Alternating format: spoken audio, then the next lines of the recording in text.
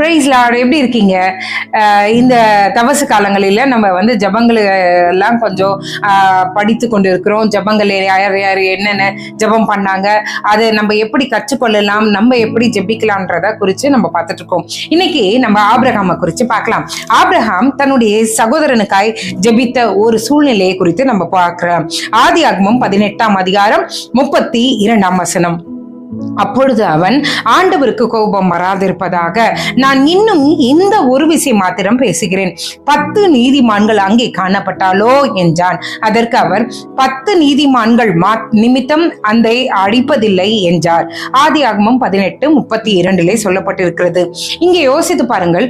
கர்த்தர் ஆபிரகாம் இடத்துல ரிவீல் பண்றாரு. என்னன்னா, அவனுடைய சகோதரனாகிய லோத்து இருக்கிற அந்த சோதோம் குமரா பட்டணத்தை நான் அழிக்க போகிறேன் என்று சொன்ன உடனே ஆபிரகாம் அவன் தன்னுடைய சகோதரனுடைய மகன் தானே நினைக்கவே இல்லை. அவன் தன்னுடைய சொந்த மகனாய் நினைச்சு அவர் சொல்றாரு. முதலாவது ஆண்டவர்கிட்ட கேட்கிறாரு, என்னன்னா, ஆண்டவரே 50 நீதிமான்கள் இருந்தா அதை அழிப்பீங்களா?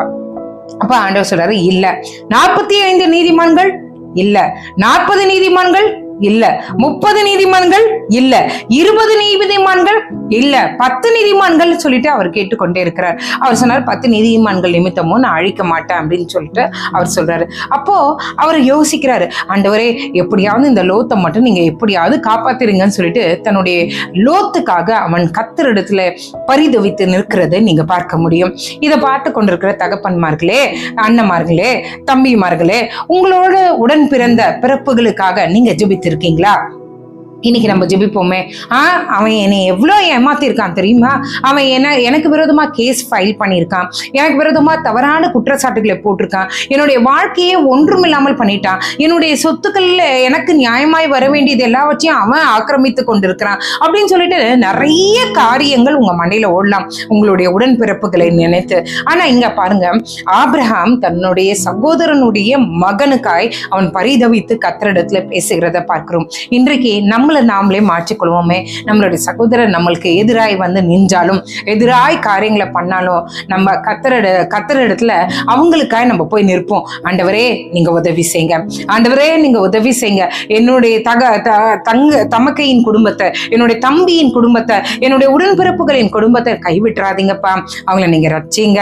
அவங்க குடும்பத்துல எந்தவித அசம்பாவிதங்களும் நடக்கக்கூடாது. அவங்களுடைய குடும்பத்துல எந்தவித நோயோ எந்தவித சுகவீனங்களோ இருக்கக்கூடாது. ஆண்டவரே நீங்க உதவி செய்யுங்க சொல்லிட்டு நம்மளிடத்துல நம்ம கூட பிறந்த உடன்பிறப்புகளுக்காக, அவங்களுடைய பிள்ளைகளினுடைய சுகத்திற்காக நம்ம ஜெபிக்கலாம். நம்ம எல்லாம் என்ன நினைப்போம், நம்ம நல்லா இருந்தா போதும், நம்ம பிள்ளைங்க நல்லா இருந்தா போதும் அப்படின்னு நினைக்கிறத விட்டுட்டு ஆபிரகாமை போல நம்மளும் ஜெபிக்கலாம். அதனாலதான் அவனை ஜாதிகளுக்கு தகப்பனாய் கர்த்தர் வைத்தாராம். இன்னைக்கு நம்மளும் நம்மளை மாற்றிக்கொள்ளலாமா?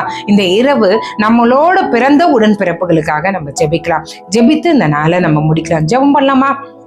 எங்களை நேசிக்கிற நல்ல பரமபிதாவே, அப்பா, ஆபிரகாம் எப்படி லோத்து ஆண்டவருடைய சன்னிதானத்துல நின்று அவன் பரிதவித்து கொண்டு கேட்டுக்கொண்டிருக்கிற சூழ்நிலையை நாங்கள் பார்க்கிறோம். ஆண்டவரே, எங்களோட உடன் பிறந்த ஆண்டவரே அந்த பிறப்புகளுக்காக நாங்கள் ஜெபிக்கிறோம். அது தமக்கையா இருக்கட்டும், அண்ணனா இருக்கட்டும், அக்காவா இருக்கட்டும், தங்கையா இருக்கட்டும், ஆண்டவரே அவர்களுடைய பிள்ளைகளா இருக்கட்டும், எங்களுக்கு கொடுத்திருக்கிற பெற்றோர்களா இருக்கட்டும், அவர்களை நாங்க பிளஸ் பண்றோம். ஆண்டவரே, எங்களுக்கு விரோதமா எவ்வளோ தீமைகள் பண்ணினாலும் ஆண்டவரே, இந்த இரவுல ஆண்டவரே அவங்க என்னதான் ஆண்டவரே ஆபிரகாமும் நினைத்திருக்கலாமே, லோத்து என்னை விட்டு பிரிந்து போனா, அவன் நல்ல இடத்தை தேர்ந்தெடுத்துட்டு போனா, அந்த மாதிரி எல்லாம் அவன் நினைச்சிருக்கலாமே. ஆனா கிடையாது ஆண்டவரே. உண்மையான ஒரு அன்போடு அவனுக்காய் பரிதவித்துன்னு இருக்கிறத நாங்கள் பார்க்கிறோமே. எங்களை போல ஆண்டவரே, நாங்களும் ஆண்டவரே அவரை போல ஆண்டவரே எங்களை மாற்றுங்க ஆண்டவரே. ஆண்டவரே, நாங்கள் எங்களை கூட பிறந்திருக்க ஆண்டவரே அந்த உடன் பிறப்புகளுக்காக நாங்கள் இந்த நேரத்துல நிற்கிறோம் ஆண்டவரே. தயவாய் மன்னிங்க. அவங்க ஏதாவது தவறுகள் பண்ணியிருந்தா மன்னிங்க. நாங்க ஏதாவது விரோதமாய் நினைத்திருந்தா எங்களை தயவாய் மன்னிங்க. நாங்க இருதயத்தின் அடி ஆழத்துல இருந்து நாங்க பிளஸ் பண்றோம் ஆண்டவரே. ஆண்டவரே, இந்த நேரத்துல ஒரு சகோதரனை நான் பாக்குறேன். ஐயோ சிஸ்டர், என்னால மன்னிக்க முடியல, என் சகோதரன் எனக்கு செய்த காரியத்தை என்னால மன்னிக்க முடியல சொல்லிட்டு நீங்க இந்த நேரத்துல நினைக்கிறீங்க. ஆவியானவரே, நீங்க உதவி செய்யுங்க ஆண்டவரே. ஆண்டவரே, நீர் மன்னிக்க தயவு பிரித்தவர் ஆண்டவரே. நீர் எங்களுக்குள்ள வாசமா இருக்கும்போது நாங்களும் மற்றவங்களுக்கு மன்னிப்போமே. ஆண்டவரே, நீர் எப்படியெல்லாம் எங்களுடைய பாவங்களை மன்னித்தீங்க அதை நினைத்து பார்க்கும்போது ஆண்டவரே, இதெல்லாம் ஏமாத்திரம் ஆண்டவரே. அப்பா, எங்களோடு பிறந்த ஆண்டவரே, எங்களுக்கு துரோகம் செய்த எங்களை ஆண்டவரே கீழே தள்ளின ஒவ்வொரு சகோதர சகோதரிகளை நினைக்கிறோம் ஆண்டவரே. அவங்கள நாங்க பிளஸ் பண்றோம். இந்த நேரத்துல அவங்களுடைய குடும்பம் தழைக்கட்டும், அவர்கள் நன்றாய் இருக்கட்டும் ஆண்டவரே. நீர் எங்களோடு இருங்க. இந்த நாளை ஆண்டவரே எங்களுக்கு ஆசீர்வதிச்சு கொடுத்தீங்களா, அதுக்காக உமக்கு நன்றி. உமக்கு சித்தமில்லாத எந்த காரியமும் ஆண்டவரே எங்களையும் எங்களுடைய குடும்பத்தையும் தொடாதபடி நீங்க வெளியடித்து காத்துக்கொள்ளுங்க. காலை எழுந்து உங்க நாமத்தை மகிமைப்படுத்த உதவி செய்யுங்க. இயேசுவின் மூலம் ஜெபம் கேளும் நல்ல பரமபிதாவே.